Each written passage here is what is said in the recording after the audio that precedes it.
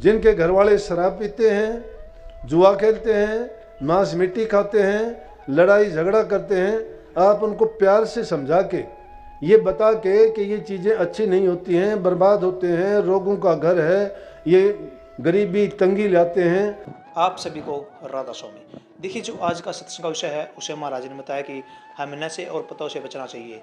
नशे करने वाले व्यक्ति की जो मानसिकता है वो बिल्कुल गिर जाती है और वह बहुत बुरे कर्म कर बैठता है। और साथ ही महाराज ने बताया कि सिर्फ सतगुरु की शरण में, गुरु की शरण में ही हम इन बुराइयों को त्याग सकते हैं। अगर हम गुरु की शरण में सच्चे मन से जाते हैं तो हम नशे विकारों से बच सकते हैं। और ये बातें महाराज सत्संग बहुत प्यारी प्यारी बताई है जो हमारे दैनिक जीवन के लिए बहुत ही ज़्यादा अच्छी साबित होती है। तो चलिए आपका कीमती समय लेते हुए सत्संग को शुरू करते हैं। कृपया सत्संग को अंत तक पूरा सुनकर पुण्य भागीदार अवश्य बनिए।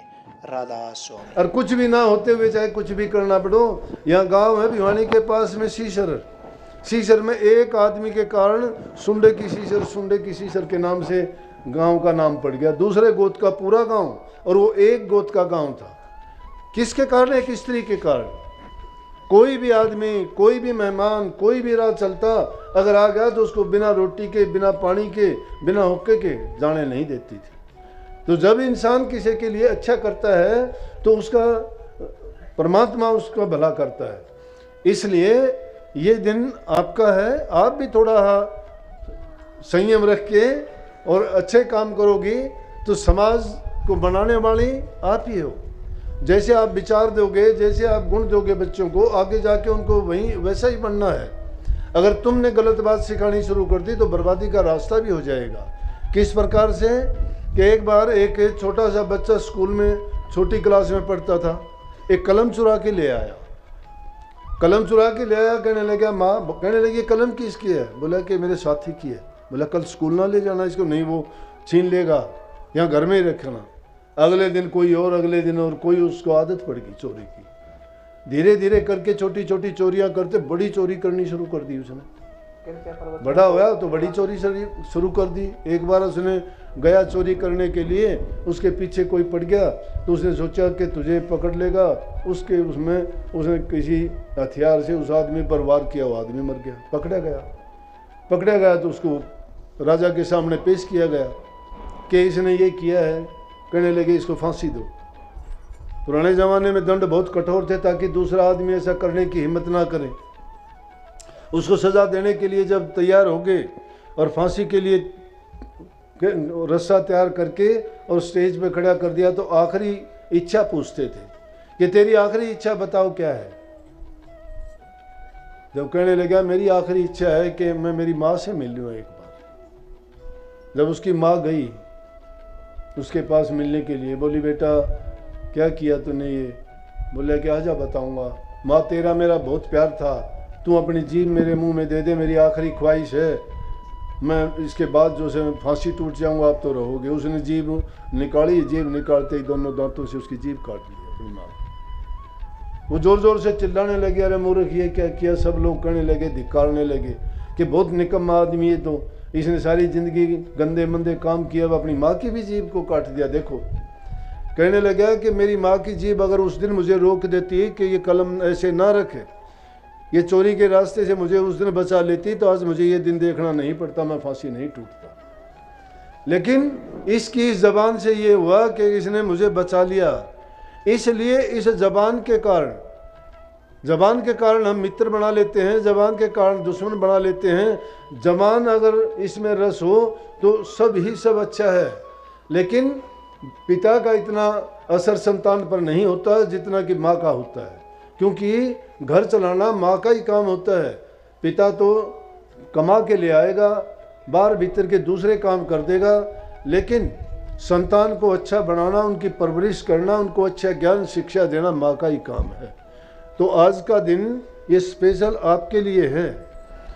तो आपको चाहिए कि आप जिनके घर वाले शराब पीते हैं, जुआ खेलते हैं, मांस मिट्टी खाते हैं, लड़ाई झगड़ा करते हैं, आप उनको प्यार से समझा के, ये बता के कि ये चीज़ें अच्छी नहीं होती हैं, बर्बाद होते हैं, रोगों का घर है, ये गरीबी तंगी लाते हैं और बर्बाद होके इस दुनिया में भी दुखी और यहाँ से जाने के बाद भी नरकों में बासा होता है। आप लोगों में तो सुधार है। अब भी देखो कि आप ज़्यादा हो ये भाई कम हैं। लेकिन इनको अगर सही बात बताई जाए और उनको प्यार से समझाया जाए, कई बार तो हमारे बोलने के कारण ही उनमें गलत आदत पड़ जाती है। कई लोग कहते हैं कि जी टेंशन के कारण मैंने शराब शुरू कर दी। टेंशन से क्यों कर दी भाई? शराब जैसी गंदी चीज़ नहीं है। शराब क्यों गंदी चीज़ है कि ये तो आदमी को दाना हो उसको भी नादान बना देती है। पीना बुरा शराब का, और सुन लीजिए सब कोई, दाना से नादा कर दरब दिया सब खोए। दाना से नादान बना देती है। शराब इतनी बुरी चीज़ है। इसलिए वो कहते हैं टेंशन होगी। मैं कहता हूँ टेंशन एक तो होगी, दूसरी और लगा ली। एक तो घर में टेंशन थी, एक शराब पीने के बाद में दूसरी टेंशन, उससे क्या अच्छा थोड़ा हो गया? वो और भी ज़्यादा बर्बादी का रास्ता है। और इस जमाने में अगर कोई बुराइयों को भी छोड़ के, चाहे वो भक्ति ना करे, नाम ना जपो आप एक पल के लिए भी, अगर अच्छे और सच्चे भी बन जाओगे और इन बुराइयों को जगह नहीं दोगे, शरीर आज देखते हो कितने रोग बीमारियां फैली हुई हैं, सारे शराब के कारण, मांस मछली अंडों के कारण। खुश होकर लोग होटलों में खाना खाते हैं, उनको ये नहीं पता कि किस चीज़ का मीट खा रहे हो तुम। वो मीट जाता है ट्रकों में भरे, कोई भैंस का कटड़ा मर जाता है, रास्ते में मर जाता है, मरे हुए को जाके और उसमें नमक मिर्च मसाला लगा के तुम्हें शराब के नशे में परोसते हैं। वो लोग चटकारे लेके खाते हैं, वो भले गुजरेंगे, काफ़ी तो वहीं मर जाते हैं खाते खाते। कईयों को शराबों के नहीं देखते। कल परसों की बात है, कहते थे विषाक्त शराब पीने से 140-50 आदमी कुछ मर गए, कुछ हॉस्पिटल में बीमार पड़े हैं। जहर बनाते हैं लोग अपना धंधा चलाने के लिए, कोई मरे कोई कुछ करे, किस चीज़ को जहर बेचते हैं बोतलों में मिला के। लेकिन उसको पी के पा के हमें क्या मिलता है? इसलिए उन बुराइयों को जब छोड़ दोगे तो आपका स्वभाव स्वयं आपकी रुचि जो है सत्संग की तरफ, भगवान भक्ति की तरफ चली जाएगी। बुराइयों के निंदा छोड़ो, चुगली छोड़ो, बुराई छोड़ो। बुराई तो अगर तुम कहीं भी जाके करोगे, चुगली कहीं भी जाके करोगे, कहते हैं ना दीवारों के भी कान होते हैं दीवारों के कान। चाहे कितने भी छिप के किसी को कहो बात, वो अपने आप में प्रकट हो जाएगी, आ जाएगी। कैसे? एक बार एक नाई था राजा के, वो बाल काटने के लिए गया। जब राजा की हजामत करने लगा तो देखा उस राजा के कान बड़े बड़े थे। राजा के कान देख लिए उसने। राजा कहने लगा एक बात सुन ले मेरी, अगर मेरे कानों के बारे में तुझे कहीं बार जिक्र कर दिया ना तो फांसी तुड़वा दूंगा तुझे। बोले और तेरी जबान कटवा दूंगा कि तू बोल ही नहीं पाएगा। फिर बोले ना, नहीं बताऊंगा। अब बात बता दी। नाई का काम होता है ज़्यादा बात करना। उसको ज़्यादा बात करने की आदत थी, उसकी उसके आगे, उसकी उसके आगे। हम में भी होती है ना बहुतों में। सबको बता के कहती है भाण तन्ने बताऊँ और ना बताइए। सबको खुद बता के आओगी और सबका आगे एक परहेज करवा देगी और किसी ना बताइए, तेरे आगे बताई से उसकी खास बनी रहेगी सबको बता के। तो क्या किया, वो जो गया घर गया बेचैन। क्यों बेचैन नहीं होगी? वो बात आफरा आ गया पेट में, हवा भर गई। घरवाली बोली क्या बात है, राजा के पास गया था, दान दक्षिणा भी अच्छी मिली होगी, लेकिन तू तो उदास है। बोला ना कोई बात नहीं। सोया तो करवट बदलता रहा। बोले कि है कोई बात, आज नींद में नहीं आ रही। सुबह को उठ के गया, दुकान में गया, वहाँ भी वही बात। उसका एक मित्र आ गया, सोचा इसको बताऊँ। फिर बोला कि मित्र को कभी किसी को कह दे और तेरी जबान कटे नहीं। अगले दिन थैला उठा के रिश्तेदारी में चला गया कि वहाँ बता दूंगा, कौन बताएगा। वहाँ गया, रिश्तेदार भी तो उसी राजा के उसमें आते हैं, ये बता देंगे ना। बहुत परेशान हो गया, खाना पीना छूट गया, नींद छूट गई कि आदत, उसकी आदत छोड़ना बड़ा मजबूरी हो जाए इंसान की, आदत नहीं छूटती। उसने सोचा किसको बताऊं। चलते चलते जंगल में गए, बड़ा सा पेड़ देखा, चारों तरफ देखा कोई नहीं है। आहिस्ता सी पेड़ के पास आके कहने लगा पेड़ तेरे को बताऊं, राजा का गधे के कान लगे हुए हैं। राजा के गधे के कान लगे हुए हैं। आफरा उतर गया, घर आ गया। एक लकड़हारा था, लकड़ी काटता था, वो गया जंगल में, देखा बड़ा पेड़ था, उसने उसी पेड़ को काट लिया। काट के लकड़ियां लेके बेचने के लिए लाया। बाजार में जब उस लकड़ी को तोला गया तो लकड़ी को मिस्त्री जब रंदा लगाने लगा तो लकड़ी बोलती है राजा के कान गधे के हैं। बात फैल गई कि लकड़ी बोलती है, सब सुनने के लिए आए कि क्या? बोला लकड़ी बोलती है। बोला राजा के कान का देखे हैं। बोला भाई लकड़ी बोल रहे तो सच्ची भी बात होगी। बात फैलती फैलती राजा के पास गई। राजा ने सोच लिया कि ये बात तो उसने बता दी। बोला लाओ उसको पकड़ के। उसको पकड़ के लेके आए। बोला कि तूने कहा? बोला जी मैंने नहीं बताई किसी को, मैंने तो जंगल में एक पेड़ के सामने तो कही थी। बोले वो पेड़ ने बिघन उतार रखा सारा। वो बोलता है कि राजा के कान का देखे हैं। ने बोला जी कुछ भी करो, मेरे से तो अब हो गया सो हो गया, मैंने आदमी को तो बता ही नहीं। तो भाई जिसकी जो आदत हो जाती है ना, उसका पेट भारी हो जाता है, वो रुक नहीं सकता, आदत को छोड़ नहीं सकता। लेकिन फिर भी स्वामी जी महाराज कहते हैं कि बहुत पुरानी आदत हो गई, सत्संग करते बहुत दिन बीत गए, अब तो पुरानी आदत छोड़ दो, धीरे धीरे करके छोड़ दो। अच्छी बात यह है कि जीवन सुखी आपका होगा, शरीर की तंदुरुस्ती आपकी होगी, घरों में सुख शांति आपके रहेगी, जीवन सफल आपका होगा।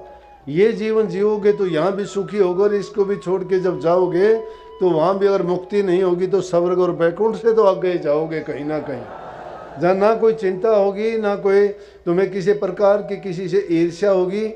हम उस परमात्मा की अंश हैं, जो गुण उस मालिक में है वो गुण हम में भी है। किसी के साथ द्वेष ना करो, ईर्ष्या ना करो, समभाव रखो, अपना आपा सुधारने की कोशिश करो, दूसरे की ओर ध्यान ना दो। हम अपनी ओर तो देखते नहीं हैं, दूसरों की ओर ज़्यादा ख्याल करते हैं। लेकिन सतगुरु का वचन ऐसा है कि जो सबके लिए हितकारी, गुणकारी और लाभकारी होता है, उसमें कोई पक्षपात की बात नहीं होती। वो सबके लिए जिस प्रकार से तरवर सरवर संत जन चौथे वर्ष में परमार्थ के कारण ये चारों उदाहरण दे, जिस प्रकार से दूसरों के हित के लिए ये चार चीज काम करती है ना, ये दूसरों के हित के लिए करती है। दूसरों का हित करते करते उसका खुद का हित अपने आप हो जाता है। और एक बार जब हम अच्छा करने की आदत डालते हैं तो वो आदत ही हमारा नियम बन जाता है, वही हमारी प्रकृति बन जाती है। इसी प्रकार से उस नाम में भी मन लगा के, चाहे आप 2 मिनट के लिए शुरू कर दो, चाहे 2 मिनट के लिए। हालांकि नाम की दीक्षा देते वक्त हम कहते हैं कि दोनों टाइम हाजिरी लगाओ, 5 मिनट 10 मिनट बैठो, आपको 5 और 10 मिनट भी बड़ी लगती है। क्यों लगती है? कि नाम में आपकी रुचि नहीं है। संसारी बातों में निंदा करने के लिए अगर बैठ जाओगे, घंटों तक आपके पास कोई कितनी चुगली करता रहे, आप आराम से सुनते रहोगे। अगर तुम सिनेमा हॉल में जाते हो, 3 घंटे तक पैसे दे के जो तुम फिल्म देखते हो, चाहे वो अच्छी ना लगे तो भी 3 घंटे तक वहाँ एकाग्रचित होकर बैठे रहोगे। उसमें जो भी घटना देखोगे, उनमें रुचि करके देखोगे, आप जिंदगी भर उनको नहीं भुला सकते। लेकिन सत्संग में तुम 1 घंटे के लिए भी बैठते हो तो यहाँ की 2 बातें भी हम याद नहीं रख सकते। क्यों नहीं रख सकते? कि मन करके नहीं बैठते हैं, एकाग्रचित होकर उसको नहीं सुनते हैं, उसका गुण है उसको ग्रहण करने की कोशिश नहीं करते हैं। अगर उसको हमने सुन लिया, ध्यान दिया ही नहीं क्या है क्या नहीं है। जब उस बात को किसी को सुनते हो, सुन के उसके विश्लेषण किया करो, अपने मन में चिंतन किया करो, फिर उसका गुण और लाभ जब देखोगे तो फिर अपने आप बदलते चले जाओगे।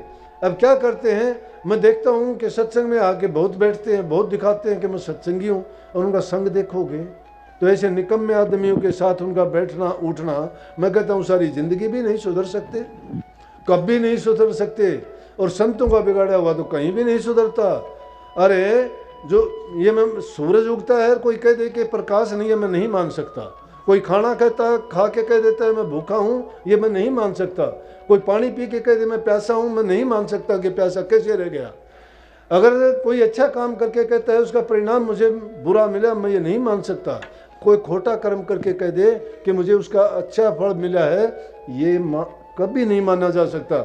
लेकिन प्रभु की भक्ति और प्रभु का नाम लेके अगर कोई कहता है कि मुझे ये नुकसान हुआ, कि मेरा फायदा नहीं हुआ, तो ये बात मैं कैसे मान जाऊँ। सत्संग को पूरा सुनने के लिए का बहुत बहुत धन्यवाद।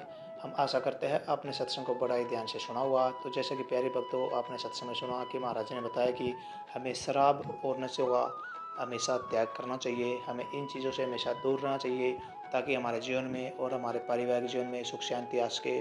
और अगर हम सतगुरु की शरण में जाते हैं तो उनकी शरण में जाने से हमारे किस तरह विकार, किस तरह हमारे जो बुराइयां है वह दूर हो जाती है, और किस तरह हम नाम का स्मरण कर सकते हैं। तो कृपया सतगुरु महाराज जी की इन बातों को आप फॉलो अवश्य कीजिए। और अपने परिवार में इन बातों को अवश्य उतारिए ताकि आपके परिवार में सुख शांति रह सके। और साथ ही अगर आपको सत्संग अच्छा लगा तो कमेंट बॉक्स में राधा स्वामी लिखकर पुण्य भागीदार अवश्य बनिए। मिलते हैं जल्दी एक और नए और बहुत ही प्यारे सत्संग के साथ। तब तक के लिए राधा स्वामी।